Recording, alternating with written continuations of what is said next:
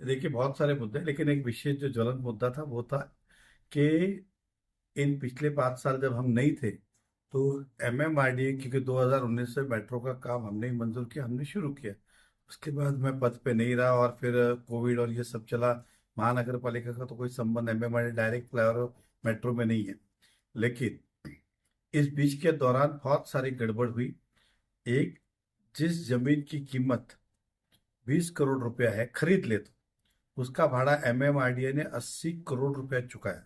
तो फिर तो खरीद लेते 5 साल में 80 करोड़।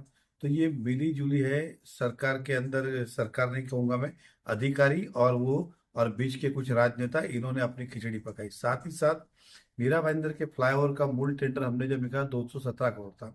आज पता चल रहा है कि जो कॉन्ट्रैक्टर है वो 600 करोड़ रुपया क्लेम कर रहा है। तो ये 400 करोड़ कौन से भरोसे पे उसको मान्यता दी? गोल्डन नेस्ट का जो फ्लाईओवर है उसे वहीं पे लैंड होना था, उसे जब आगे लेके गया तो ये मूल डिजाइन चेंज किसने की? और इस डिजाइन को चेंज करने के बाद जो कॉस्टिंग बढ़ी उसकी मान्यता कौन दी? तो ओवरऑल अगर हम देखें तो इस एमएमआरडीए के माध्यम से थाना के अंदर भी एक फ्लाईओवर बना जिसका टेंडर ही नहीं, डायरेक्ट उसे कॉन्ट्रैक्ट दिया गया। दहीसर जहां से हमारी मेट्रो डाइवर्शन होती है भाईंदर और इसके लिए, उस स्टेशन की कॉस्ट 43 करोड़, उसका 73 करोड़ पेमेंट दिया गया। ऐसे अनगिनत मुद्दे थे जो एमएमआरडीए, जे कुमार और इनके बीच में जो काम कर रहा था, कोई तो पॉलिटिशियन था, मैं उनका नाम पता चलेगा इस समय आने पे।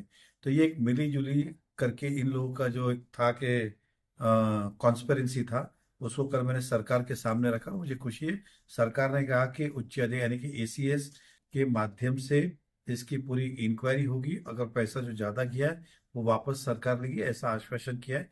तो अब हम देखते हैं कि एसीएस की इंक्वायरी में क्या होता है, लेकिन ये लड़ाई अंत तक लड़ेंगे, जनता का पैसा फुकट नहीं जाएगा। सरकार आपकी है, फिर भी इस तरह का आवाज आपको उठाना पड़ रहा देखिए है। मैंने आपकी क्या सरकार कहा, के कार्यकाल में ये ऐसा चीजें हुई। है कि अब महानगर पालिका हमारी है। अब महापालिका में अधिकारी और कॉन्ट्रैक्टर क्या होता है, डे टू डे एक्टिविटी में कोई इन्वॉल्व नहीं होता है। मेट्रो पूरे महाराष्ट्र में शुरू, अलग अलग जगह पे करोड़ों के प्रोजेक्ट चालू।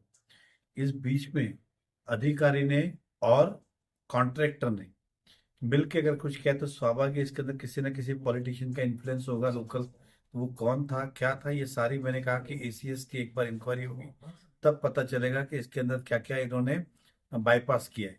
तो स्वाभाविक है, सरकार को दोष देने से अच्छा है कि ये मिली जुली अधिकारी और कॉन्ट्रैक्टर की कॉन्स्पेरेंसी थी।